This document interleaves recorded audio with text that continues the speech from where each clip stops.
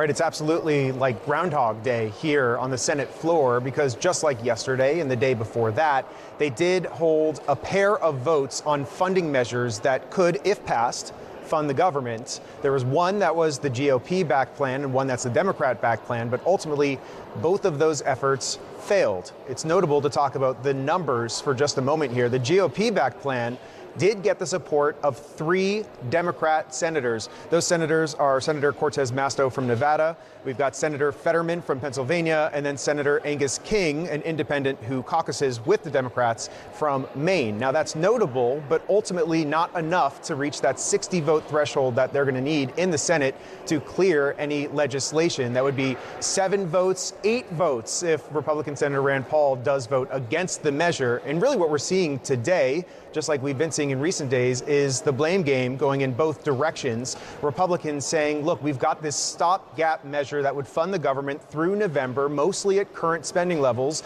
They say it's not partisan, so they're urging Democrats to come to their support and vote for it. But Democrats are so far withholding their votes in the Senate because they're demanding concessions on health care. The big question is how exactly we're going to find our way out of this. There's been some discussion of perhaps moderate members from the Democrat and Republican side of the aisle coming together. We saw what could have been some discussions on the Senate floor between moderate members. But really, Josh, right now it's just a stalemate here on Capitol Hill, and it's unclear how exactly we're going to get out of this shutdown.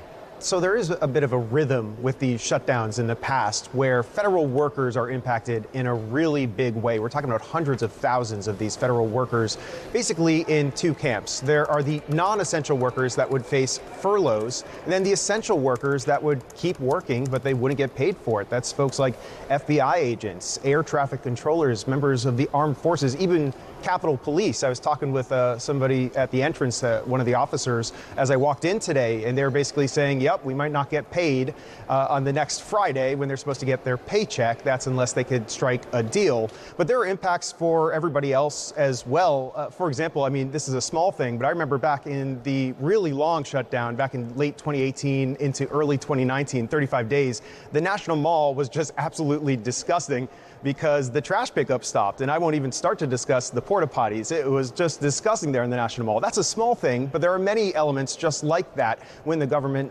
grinds to a halt. Ultimately, Josh, I think it comes down to just how long this lasts. If it's just a couple of days, it might be pretty minimal. But if it drags on for weeks, that's when you could start to really feel it at home.